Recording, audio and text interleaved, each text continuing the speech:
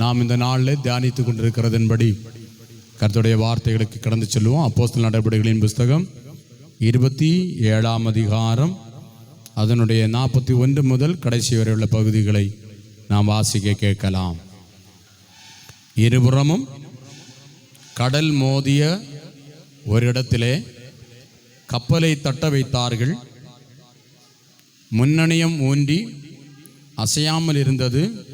பின்னணியம் அலைகளுடைய பலத்தினால் உடைந்து போயிற்று. அப்பொழுது காவல் பண்ணப்பட்டவர்களில் ஒருவனும் நீந்தி ஓடி போகாதபடிக்கு அவர்களை கொன்று போட வேண்டும் என்று போர் சேவகர் யோசனையாயிருந்தார்கள்.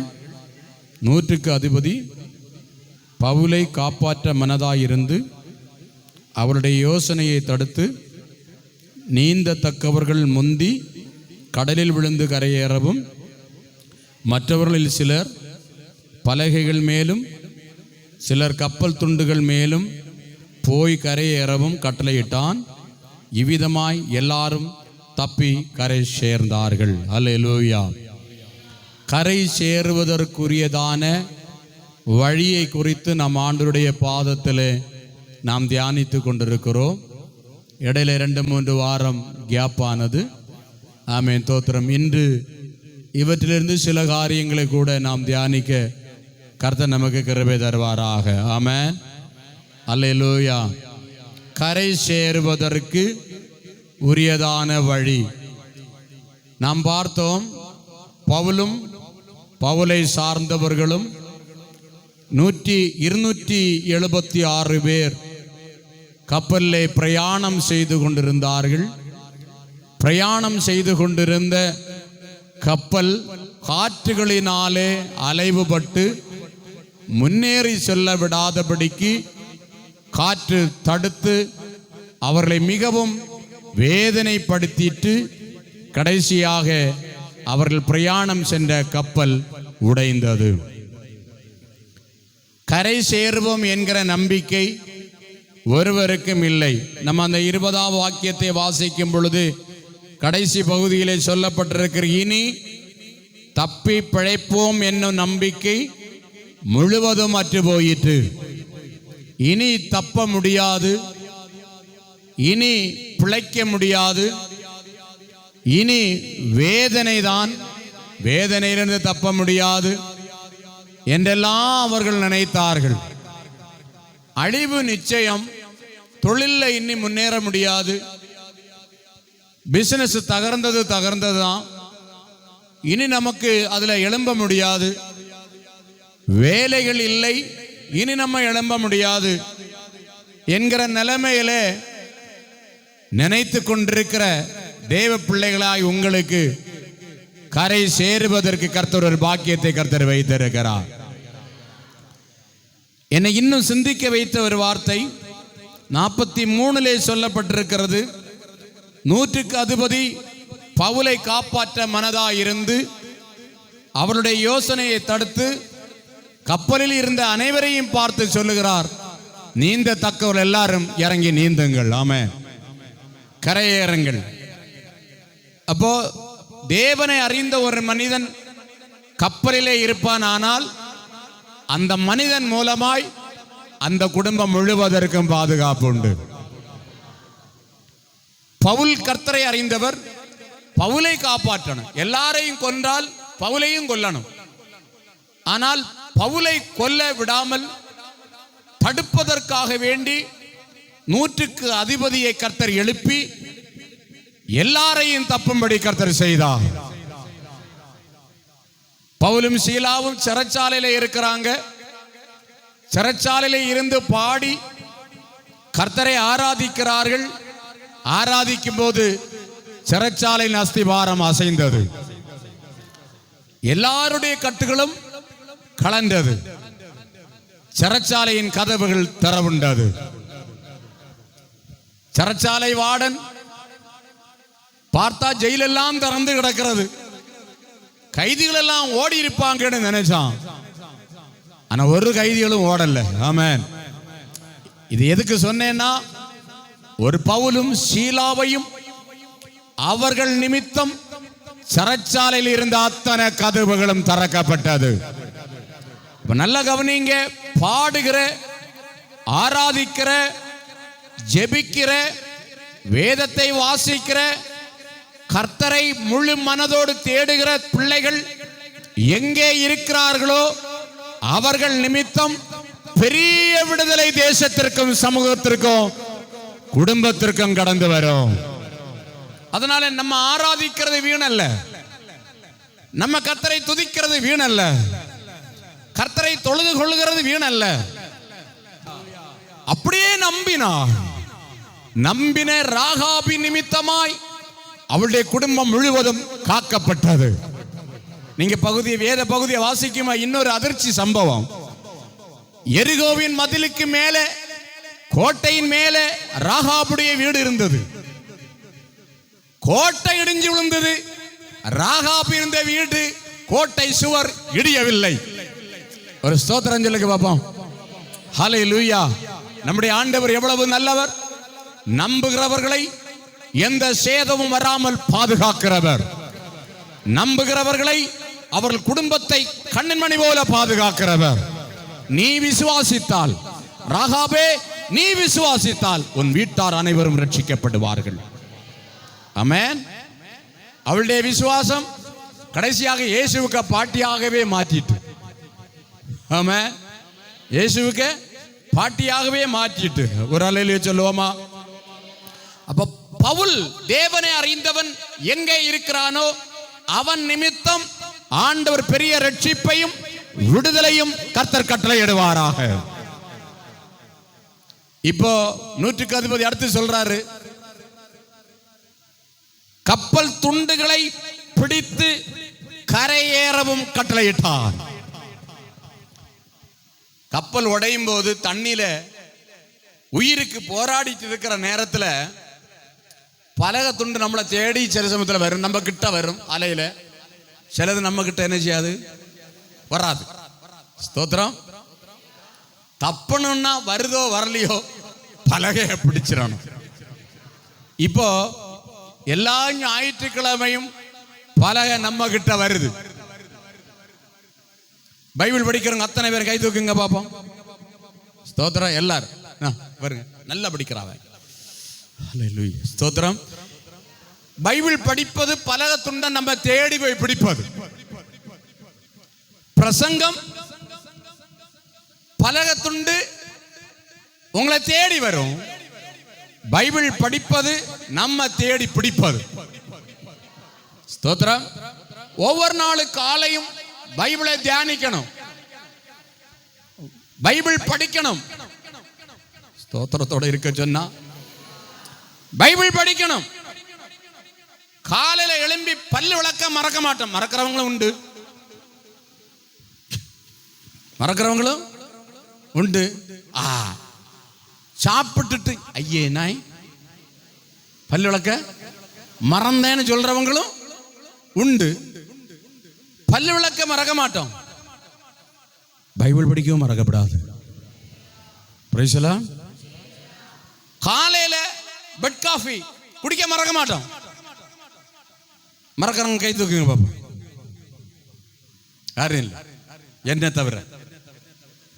நான் தானே கை தூக்குனேன், வேற யாரும் தூக்கலையே. தோத்திரம். Price the Lord. பைபிள் படிக்க மறக்கப்படாது. காலையில எழுந்திருந்து பைபிளை படிக்கணும்.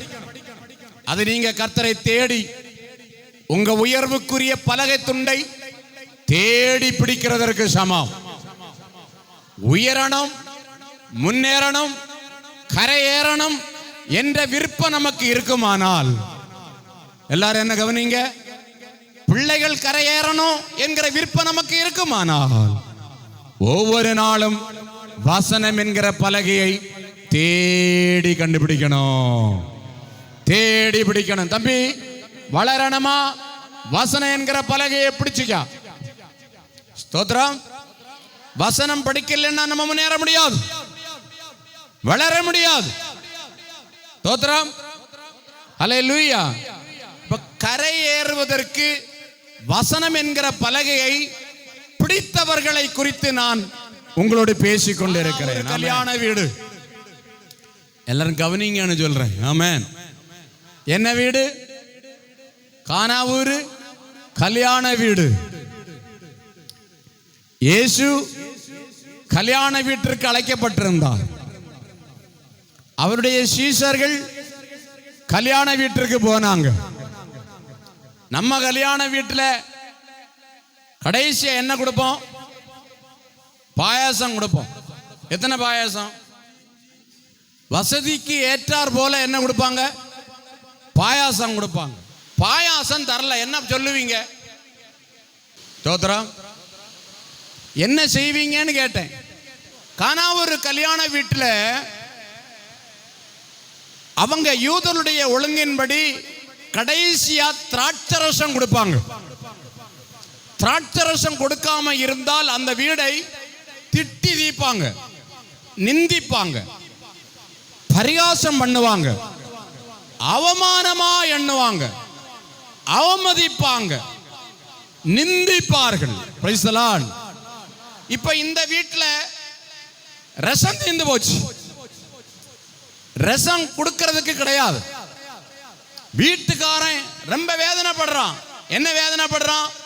இப்ப நம்மள எல்லாரும் அவமானமா பேசுவாங்க, நம்ம எல்லாரும் இப்ப நிந்திப்பாங்க, நம்மள எல்லாரும் இப்ப பரிகாசம் பண்ணுவாங்க, நம்ம வாழ்க்கை போச்சு, இப்ப எல்லாரும் நம்மள மோசமா காரி துப்புவாங்க என்று அவன் நினைத்து கொண்டிருக்கிறான். அவமானப்பட வேண்டியதுதான் வருமோ, நிந்திக்கப்பட வேண்டியதுதான் வருமோ, வேதனை அனுபவிக்க வேண்டியதுதான் வருமோ என்ற கலக்கத்தோட இருக்கும் பொழுது மரியாள் இயேசுவிடத்தில் போய் திராட்சரசம் இல்லப்பா, நீ எதையாகிலும் உதவி செய்யக்கூடாதா என்று கேட்டார்கள். ஹல்லேலூயா. சத்தமா ஹல்லேலூயா. நமக்கு எல்லாருக்கும் இந்த சம்பவம் எல்லாருக்கும் தெரியும். இயேசு செய்த முதலாம் அற்புதம் எது? கானாவூர் கல்யாண வீட்டில் ரசத்தை மாத்த முதல் அற்புதம். இதற்கு முன்னாடி மரியாள் அற்புதம் கண்டது இல்லை. மரியாள் இயேசு அற்புதம் செய்ததை பார்த்ததில்லை. இயேசு அற்புதம் செய்வாரா என்கிறதும் தெரியாது. இதுவரையும் முன்ன பின்ன இயேசு அற்புதம் செய்ததை காணாதவள் மரியாள். ஆனால் மரியாளுக்குள் ஒரு விசுவாசம் இருந்தது. ஒரு வசனத்தை வாசிப்போம். அதே லூக்கா எழுதின சுவிசேஷம் 1ஆம் அதிகாரம் 31 முதல் ஒரு சில வாக்கியங்களை வாசியுங்கள். கர்ப்பவதியாகி ஒரு குமாரனை பெறுவாய், அவருக்கு இயேசு என்று பெயரிடுவாயாக. நல்ல கவனிங்க, அவர் பெரியவராயிருப்பார், உன்னதமானவருடைய குமாரன் என்னப்படுவார். கர்த்தராகிய தேவன் அவருடைய பிதாவின் சிங்காசனத்தை அவருக்கு கொடுப்பார். அவர் யாக்கோபின் குடும்பத்தாரை என்னென்றைக்கு அரசாளுவார். அவருடைய ராஜ்யத்திற்கு முடிவிராது என்றான். அதற்கு மரியாள் தேவதூதனை நோக்கி, இது எப்படியாகும்? புருஷனை அறியேனே என்றாள். தேவதூதன் அவர்களுக்கு பிரதியுத்தரமாக, பரிசுத்த ஆவி உன்மேல் வரும், உன்னதமானுடைய பலம் உன்மேல் நிழலிடும், ஆதலால் உன்னிடத்தில் பிறக்கும் பரிசுத்தம் உள்ளது தேவனுடைய குமாரன் என்னப்படும். இந்த வாக்குத்தத்தத்தை பெற்றவள் மரியாள். மரியாள்கிட்ட சொல்லும் போது, உனக்கு ஒரு குமாரன் பிறப்பான், அவனுக்கு இயேசு என்று பெயரிடணும், அவர் பெரியவராயிருப்பார், உன்னதமானவருடைய குமாரன் என்னப்படுவார், தாவீதின் சிங்காசனம் அவருக்கு கொடுக்கப்படும், பரிசுத்த ஆவியானவர் அவர் மேல் இருப்பார், அவர் தேவனுடைய குமாரன் என்று அழைக்கப்படுவார். இந்த வாக்குத்தத்தம் பெற்றவள், அவளுக்கு தெரியுது இந்த கல்யாண வீட்டிலே வந்திருக்கிறவர் உன்னதமானவர், இந்த கல்யாண வீட்டில் வந்திருக்கிறவர் பரிசுத்த ஆவியினால் நிரம்பினவர், இந்த கல்யாண வீட்டிலே வந்திருக்கிறவர் தேவகுமாரன், இந்த கல்யாண வீட்டிலே வந்திருக்கிறவர் இயேசு வந்திருக்கிறார். அவர் சாதாரணமானவர் அல்ல. ஆமென். ஒரு அல்லேலூயா நல்லா சொல்லுங்க. ஆமென். ஹல்லேலூயா. இப்படி நம்பணும். முன்ன பின்ன அற்புதம் கண்டதில்லை, முன்ன பின்ன அதிசயத்தை மரியாள் கண்டதில்லை. ஆனா மரியாளுக்கு ஒண்ணு தெரியும், இந்த கல்யாண வீட்டை அலங்கரித்து இருக்கிறவர் உன்னதமானவர் கல்யாண வீட்டை அலங்கரித்து இருக்கிறார். முன்ன பின்ன அற்புதம் காணாதவர்களா நம்ம இருப்போமே ஆனால், முன்ன பின்ன அதிசயங்களை காணாதவர்களா நம்ம இருப்போமே ஆனால், நீங்க ஒன்று சிந்திக்கணும், என் கூட உன்னதமானவர் இருக்கிறார், என் கூட தேவகுமாரன் இருக்கிறார், என் கூட அபிஷேகம் உள்ளவர் இருக்கிறார், என் கூட உன்னதத்தின் பலன் பெற்றவர் இருக்கிறார். அவர் என் கூட இருக்கிறது வரையிலையும் மங்களகரமான காரியங்கள் நடக்கும். ஸ்தோத்திரம். மரியாள் விசுவாசித்தாள். மறுபடியும் சொல்றேன், மரியாள் முன்ன பின்ன அற்புதம் காணல. இயேசு அற்புதம் செய்தவர் என்பதை எங்கேயும் சொல்லப்படவில்லை. முதலாவது அற்புதம் கானா ஒரு கல்யாண வீட்டுல தான். ஹல்லேலூயா. முன்ன பின்ன அற்புதம் காணாத மரியாள், முன்ன பின்ன அற்புதத்தை கண்டுகொள்ளாத மரியாள் விசுவாசித்தால் தன் இருதயத்தில் உன்னதமானவர் இருக்கிறார், ஓ அதிசயம் செய்யக்கூடியவர் இருக்கிறார், விடுதலை தர. ஆமென். எதையாகலும் செய்யக்கூடாதா? ஆமென். ஒரு அல்லேலூயா சொல்லுங்க. கர்த்தர் சொன்னார், என் வேளை இன்னும் வரவில்லை என்று சொன்னார். ஆமென். அல்லேலூயா. இப்போ மரியாள் வேலைக்காரங்களை கூப்பிட்டு ஒரு காரியம் சொன்னாள். ஆமென். ஒரு அல்லேலூயா சொல்லுங்க பாப்போம். அவர் உங்களுக்கு என்ன சொல்லுகிறாரோ அதன்படி செய்யுங்கள். ஆமென். ஒரு அல்லேலூயா சொல்லுங்க பாப்போம் சத்தமா. உன்னதமானவர் இருக்கிறார். ஆமென். உன்னதமானவர் இருக்கிறார். அவர் என்ன சொல்லுகிறாரோ அதை செய்யுங்க. தேவகுமாரன் இருக்கிறார். அவர் உங்களுக்கு என்ன சொல்லுகிறாரோ அதன்படி செய்யுங்கள். ஆமென். ஓ இயேசு கிறிஸ்து இருக்கிறார். அவர் உங்களுக்கு என்ன சொல்லுகிறாரோ அதன்படி செய்யுங்கள். சின்ன வயதிலேயே அவன் தாயின் வயிற்றிலே இருக்கும் பொழுதே அபிஷேகிக்கப்பட்ட ஒரு பரிசுத்தர் இருக்கிறார். அவர் உங்களுக்கு என்ன சொல்லுகிறாரோ அதன்படி செய்யுங்கள் என்று சொன்னார். ஆமென். சத்தமாக ஒரு அல்லேலூயா சொல்லுவோம். இப்போ இயேசுட்ட போனாங்க. விஷம் இல்லை ஆண்டவரே, அவமானமாக இருக்கு, என்ன செய்யணும்னு வாயை திறந்து சொல்லுங்க, என்ன செய்யணும்னு தெரியல. ஆமென். ஆண்டவர் சொன்னார், கற்சாடிகளில் இல்லைன்னு சொல்லுங்க சத்தம்மா, கற்சாடிகளில் தண்ணீரை நிரப்புங்கள். ஆமென். நம்மளை பார்த்து தண்ணீர் நிரப்புங்கன்னு சொன்னால் என்ன சொல்லியிருப்போம்? கற்சாடிகளில் தண்ணீர் நிரப்புங்கள்னு சொன்னால் நம்ம என்ன சொல்லியிருப்போம்? பண்ணியிருப்போம். என்ன பரியாசம் பண்ணியிருப்போம்? ரசம் இல்லையானுன்னா தண்ணீர் நிரப்ப சொல்கிறாரு. அதுவும் வெளியில் கிடக்க பானையில். உள்ள எத்தனையோ விலையேற பெற்ற சொல்லுங்கம்மா பாத்திரங்கள் கிடக்கு, இவருக்கு வெளியில் கிடக்க பாத்திரம் தான் தெரிஞ்சுதா அப்படின்னு நம்ம கேட்போம். தோத்திரம். ஆனால் அந்த வேலைக்காரர்கள் கேள்வி கேட்காமலே கீழ்ப்படிஞ்சாங்க. ஸ்தோத்திரம்.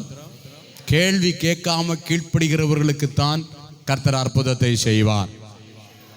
4 கேள்வி கேட்கப்படாது. இது எதுக்கு பாஸ்டர், இது ஏன் பாஸ்டர், இது எப்படி பாஸ்டர் கேட்கப்படாது. அவர் சொன்னார்னா கேட்கணும். ஸ்தோத்திரம். ஆமென். கீழ்ப்படியணும். கீழ்ப்படிதலின் ஆவி எங்கே இருக்கோ அங்கே கர்த்தர் கிரியை செய்வார். ஆமென். ஒரு அல்லேலூயா சத்தமா சொல்லுங்க. ஹல்லேலூயா. அப்போ உன்னதமானவர்கிட்ட போனாங்க. கற்சாடிகளில் தண்ணீரை நிரப்புங்க என்று சொன்னார். நிரப்பிட்டு மறுபடியும் வந்தாங்க.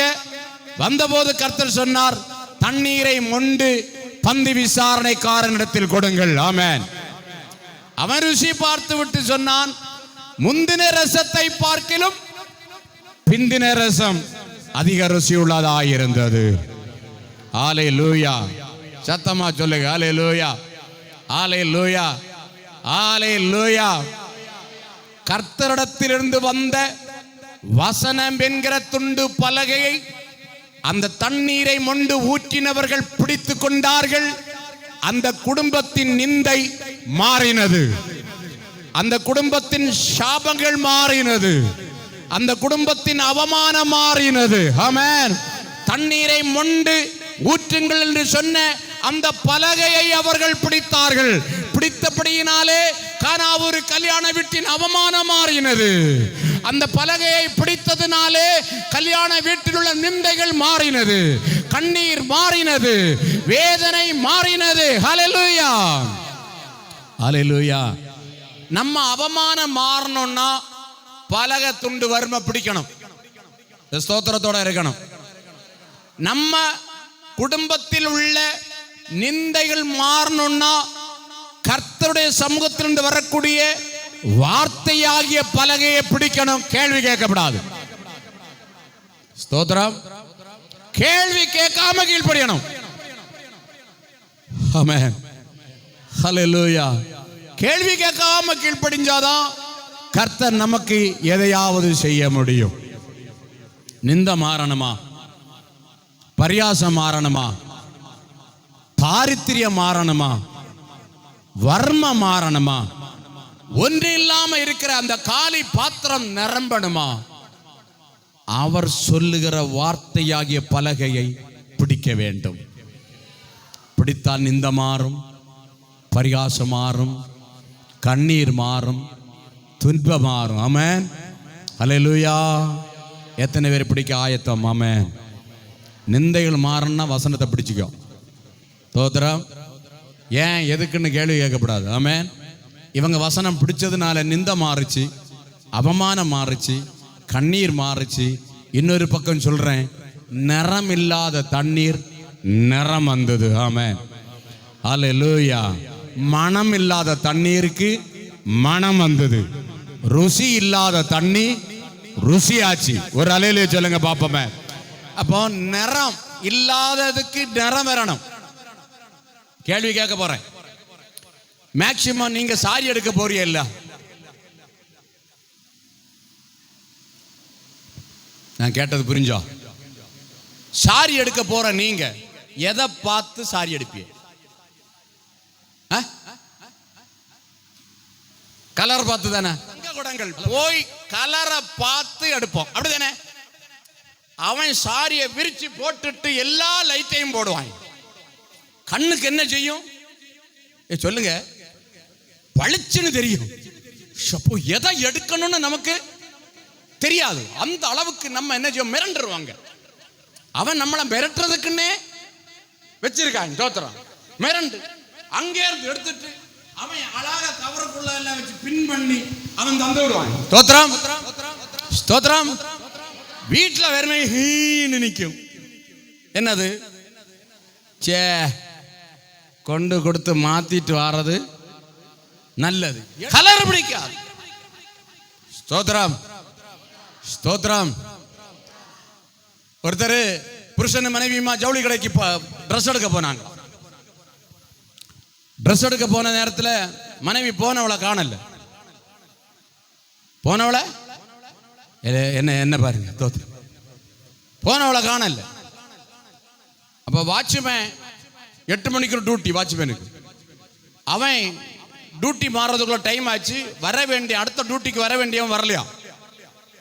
அப்ப அவன் இருந்து வேதனையோட முறுமுறுத்து நிற்கான். அப்ப இவன் கேட்டானா, ஏன் நீர் முறுமுறுக்கிறீர்? அது என்ன டியூட்டி மாற வேண்டிய டைம் ஆச்சு, வாட்ச்மேன் வர வேண்டியவன் வரல அப்படின்னு. எத்தனை மணிக்கு டியூட்டின்னு கேட்டானா? 8 மணிக்கூர். இந்த 8 மணிக்கு டியூட்டி பார்த்தா எத்தனை ரூபா கிடைக்கும்னு கேட்டானா? 400 ரூபா கிடைக்கணும் நான். அப்போ அவன் சொன்னா, என் மனைவி உள்ள சாரி எடுக்க போயிருக்கு, அவன் எப்போ வாரானே தெரியாது, நான் அந்த டியூட்டியை பார்க்கேன். யூனிஃபார்ம் போட்டுட்டு இவன் சொன்னான். பிரைஸ்லா. ஆமாம். 8 மணிக்கு தாண்டி இவ சாரி எல்லாம் பார்த்துட்டு எடுக்காத வழியே வந்தான். எத்தனை மணிக்கு பார்த்துட்டு? 8 மணிக்கு பார்த்துட்டு. இவ்வளோ ஒன்றும் பிடிக்கலன்னு இல்லை, வெளியே வந்தாலாம். வெளியே வந்து வாட்ச்மேனை தட்டி, என்னை புருஷன் எங்கே இருந்தால்ல, அவர் எங்கேன்னு யார்கிட்ட கேட்டது? யார்கிட்ட? புருஷன்கிட்டே கேட்குறான். என்னை புருஷன் எங்கே இருந்தா இல்லையா, அவர் எங்கேன்னு. அப்போ இவர் சொல்கிறாரு, கடியே என்னை உற்று பாருன்னு.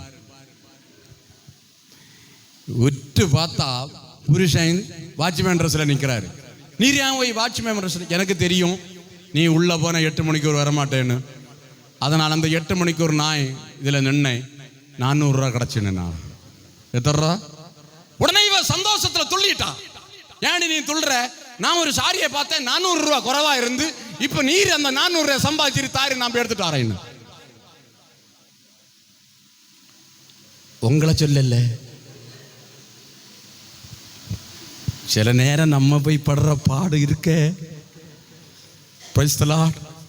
ஒரு அல்லேலூயா சொல்லுங்க, சத்தமா சொல்லுங்க. இருக்க 400 பிடிங்கிட்டு போவாவ. பஸ்ஸுக்கு பைசா இல்லை, அவளுக்கு ஃப்ரீயாவது உண்டு, நமக்கு அதுவும் இல்லை. தோத்திரம். ஒரு அல்லேலூயா சொல்லுங்க எல்லாரும் சத்தமா. கலர் யாரையும் விடாது. ஆமே. கலர் மிரட்டிரும். ஆமே. ஒரு அல்லேலூயா சொல்லுங்க பாப்போமே. கல்யாண வீட்டில் அவமானப்பட்டுருவோமோன்னு நினைச்ச அந்த கல்யாண வீட்டில் அந்த பச்சை தண்ணீருக்கு கர்த்தர் நிறத்தை கர்த்தர் கொடுத்தார்.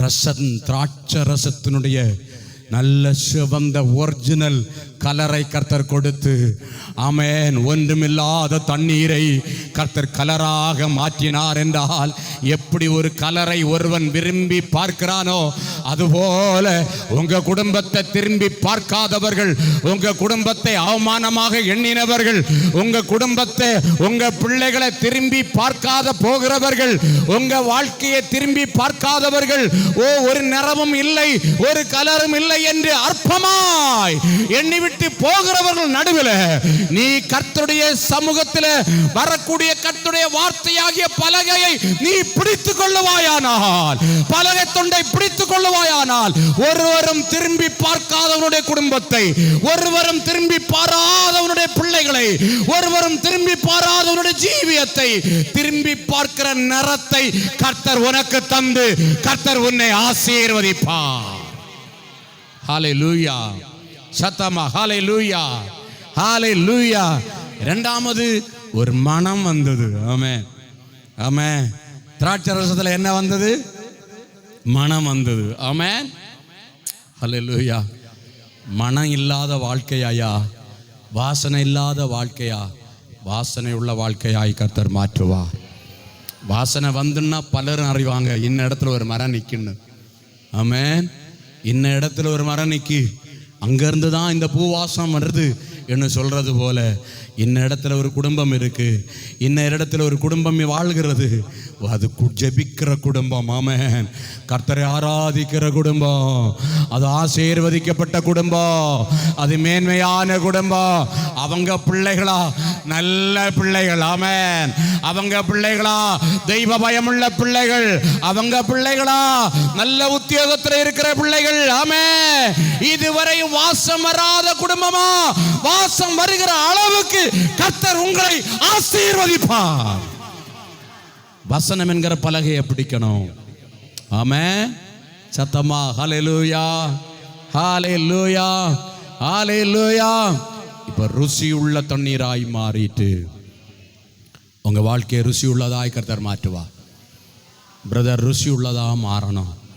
நம்ம குடும்பம் ருசி உள்ளதா மாறணும். ஆமாம். இன்னைக்கு பலரும் அன்னு இருந்தது போலவே இன்னைக்கு இருக்கோம். ஒரு முன்னேற்றம் நமக்கு, சொல்லுங்க, ஒரு முன்னேற்றம் நமக்கு கிடையாது. தோத்திரம்.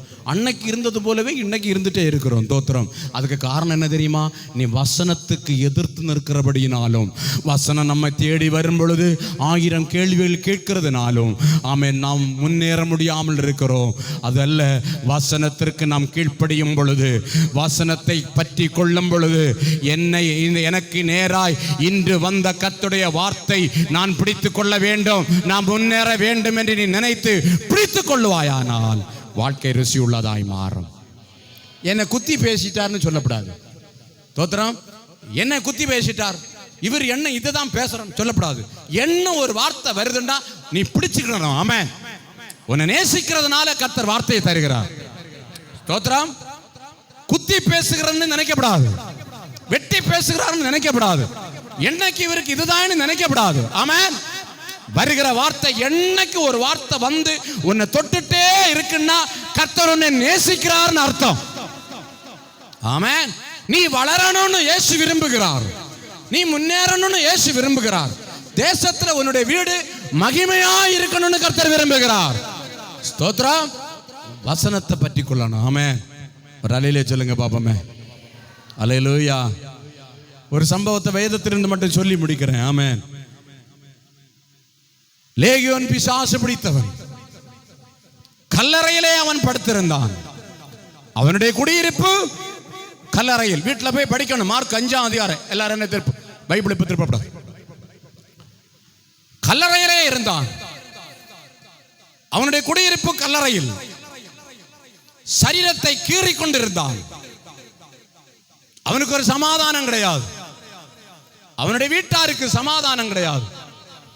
ஒருவருக்கு ஒரு நிம்மதி கிடையாது. விலங்குகளை தகர்த்து போடுவான். அவனை யாரால் அடக்க முடியாது. Price the Lord. எத்தனை பிசாசு? 6000 பிசாசு. எத்தனை பிசாசு? 6000 பிசாசு. ஆமென். ஒரு அல்லேலூயா சொல்லுங்க. ஒரு பிசாசையே நம்மளால் என்ன செய்ய முடியல, அடக்க முடியல. 6000 பேர் இருந்தா என்ன செய்ய முடியும்? ஸ்தோத்திரம், ஸ்தோத்திரம். இந்த 6000 பிசாசு பிடிச்ச மனுஷன் இயேசு விட்டா வந்தான். ஒரு அல்லேலூயா சொல்லுங்க பாப்போமே. சுருக்கமாக சொல்றேன், இயேசு விட்டா வந்தான். இயேசு அவனை விடுதலை ஆக்கினார். இயேசு அவனை சௌக்கியமாக்கினார். பெரிய சம்பவம், சுருக்கமாக சொன்னேன். ஆமென். நேரம் இல்லாதனால இயேசு அவனை சௌக்கியமாக்கினார். ஆமென். ஒரு அல்லேலூயா சொல்லுங்க. பைபிள் அவனை பற்றி என்ன சொல்ல தெரியுமா? அவன் வஸ்திரம் தரித்து புத்தி தெளிந்தவனாய் இயேசு வண்டை உட்கார்ந்திருந்தான். அல்லேலூயா. சுருங்க சொல்றேன், நிறமில்லாத ஒரு மனிதன். பிசாசு பிடிச்சவன் எத்தனை பேர் பார்த்துருக்கிறிய? வருஷங்களா பிசாசு பிடிச்சு கிடக்கிறான். அவன் முடியெல்லாம் நீட்டமாக வளர்த்தி, அப்படிதானே சொல்லுங்க, முடியெல்லாம் நீட்டமாக வளர்த்தி, தாடியெல்லாம் நல்ல நீட்டமாக போட்டு, அவனுக்கு வேஷம் எல்லாம் ரொம்ப மோசமாக இருக்கும். ஆமென். தோத்திரம். தன்னுடைய சரீரத்தையே கிழித்து கொண்டிருப்பானாம். தோத்திரம். இப்படியெல்லாம் பண்ண ஒரு மனுஷன் இப்போ முடியெல்லாம் தரித்தவனாய். ஆமென். என்ன தரித்தவனாய் சொல்லுங்க, சத்தம் சொல்லுங்க. வஸ்திரம் தரித்தவனாய். ஆமென். அவன் வந்து இயேசு வண்டை உட்கார்ந்திருந்தான். ஆமென். பார்த்தவங்க எல்லாம் ஆச்சரியப்பட்டாங்க. ஆமென். அவன் என்ன ரொம்ப சிந்திக்க வச்சது என்ன தெரியுமா? ருசி இல்லாத இவனுடைய வாழ்க்கை, மனம் இல்லாத இவனுடைய வாழ்க்கை, நிறம் இல்லாமல் இருந்த வாழ்க்கை, இவனை கண்டு பயந்து ஓடினவங்க அத்தனை பேரும் அவன் இப்போ இவனை நேசிச்சாங்க. ருசி வந்தபோது, ஓ ஹல்லேலூயா, அவன் தோத்திர, நிறம் வந்த பொழுது, மனம் வந்த பொழுது ஊழியக்காரனாய் மாறினான். யாரா மாறினா? சத்தமா சொல்லுங்க. யாரா மாறினா? ஊழியக்காரனாய் மாறினான். ஒரு அல்லேலூயா சொல்லுங்க பாப்போமே. நீங்கள் பிந்தின வசனங்களை நீங்கள் வாசிக்கும் போது, இயேசுவோடு கூட உன் படகு ஏற போன நேரத்தில் இயேசு சொன்னார், வேண்டாம், நீ போய் உனக்கு கர்த்தர் செய்ததை நீ உன் ஜனங்களுக்கு அறிவி என்று சொன்னபோது அவன் தெக்கப்போலி நாடெல்லாம் சுற்றி திரிந்து இயேசுவை குறித்து சொன்னான். நல்ல ஒரு பிரசங்கியாரா மாறினார். நல்ல ஒரு கைப்பிரதி கொடுக்கிறவனாய் கர்த்தர் மாற்றினார். ஆமென். சத்தமா ஒரு அல்லேலூயா சொல்லுங்க. மனிதன் ஆமென் சுத்திர நிறம், குணம், ருசி எல்லாம் வந்த பிற்பாடு ஊழியக்காரனா மாறினான். வசனத்தை பிரசங்கிச்சான். ஓ ஹல்லேலூயா. சத்தம் ஒரு அல்லேலூயா சொல்லுங்க. பரிசுத்த ஆவியானவர் சொல்றாரு, வசனத்தை பிடிச்சிங்கன்னா உங்க நிறம் மாறும், உங்க குடும்பத்தின் சூழ்நிலை மாறும், உங்க நிலைமை மாறும். என்னைக்கு இந்த நிலைமை இல்லை. ஆமென். என்னைக்கு இந்த நிலைமை உங்களுக்கு இருக்கவே இருக்காது. பிரதர், வசனத்தை பிடிச்சிடுங்க. ஆமென். ஒரு அல்லேலூயா சொல்லுங்க பாப்போம். வேலைக்கு போகிற இடத்துல தெய்வ பயத்தோட நில்லுங்க. ஆமென். உங்கள் பேச்சு தெய்வ பயத்தோட உள்ள பேச்சா வரணும். ஆமென். அல்லேலூயா. தெய்வத்துக்கு பயந்து நடைங்க. உங்கள் வாழ்க்கை கர்த்தர் மேன்மையாக வைப்பார். சூழ்நிலைகள் மாறும். ஆமென். நிறம் இல்லாத தண்ணீருக்கு நிறம் வந்தது போல, ருசி இல்லாத தண்ணீருக்கு ருசி வந்தது போல, குணம் இல்லாத தண்ணீருக்கு குணம் வந்தது போல கர்த்தர் நம்முடைய குடும்பத்தை கர்த்தர் ஆசீர்வதிப்பார். வசனத்தை பிடித்துக்கொள்ள ஆயத்தந்தானா? முழங்கால் படி போடுவோம் எல்லாரும். ஓ தேங்க்யூ லார்ட். இயேசுவின் நாமத்தில் ஜெய. பரலோகத்தின் நல்ல பிதாவே, அவமானப்பட்டு விடுவோமோ, நிந்திக்கப்பட்டு விடுவோமோ, எல்லாருக்கும் முன்னே தலை குனிந்து போவோமோ, எல்லாருக்கும் முன்னே பரிகாச சின்னம் ஆவோமோ என்ற சிந்தையோடு இருந்த வீட்டிலே இயேசு அற்புதம் செய்த அவமானத்தை நீர் மாற்றினது போல, எந்த இடத்துல அவமானப்படுவோம் என்று நினைத்தார்களோ அந்த இடத்துல நீ உயர்த்தினது போல இந்த நாள் நம்முடைய பிள்ளைகளை ஆசீர்வதிக்க வேண்டும். அவமானப்பட்டு விடுவோமோ என்ற எண்ணத்தோடு இருக்கிற நம்முடைய பிள்ளைகளை அந்த ஸ்தானத்திலே, அந்த குடும்பத்திலே, அந்த தேசத்திலே கர்த்தர் உயர்த்தி ஆசீர்வதிக்கிறதற்காய் நன்றி செலுத்துகிறோம். கடந்து வந்த அத்தனை பேரையும் ஆசீர்வதியும், சமாதானத்தோടെ அனுப்பும். துதிகன யாவும் என் கர்த்தர் ஒருவருக்கே செலுத்துகிறோம். நசரனாகிய இயேசு கிறிஸ்துவின் நாமத்தில் ஜெபத்தை கேளு எங்கள் பரலோகத்தின் நல்ல பிதாவே.